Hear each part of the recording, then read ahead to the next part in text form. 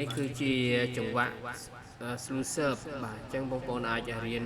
វាយទៅតាមហ្នឹងទៅបាទហើយនេះគឺអក្សរដែលខ្ញុំដាក់នៅពីលើមានចំណុចខ្លះខ្វះខាតទៀតអញ្ចឹងណារាល់ចំណុចខ្វះខាតសូមមិត្តអ្នកសិក្សាមេត្តាយល់អធ្យាស្រ័យអំពីខ្ញុំផងដែលបង្កើតនៅអក្សរនៅខាងលើបទចម្រៀងនេះខ្ញុំសង្ឃឹមថាមិត្តអ្នកសិក្សានឹងអាចរៀនលេងចង្វាក់នេះមួយដែលខ្លួនអាចចេះហើយដូចជាចង្វាក់ slow ឬក៏ចង្វាក់ slow serve នេះទៅតាមអ្វីដែលមិត្តអ្នកសិក្សាច្រៀងបាទអញ្ចឹងមេរៀននេះគឺខ្ញុំសូមបញ្ចប់ប៉ុណ្ណឹងពេញចិត្តនៅវីដេអូនេះសូមជួយចុច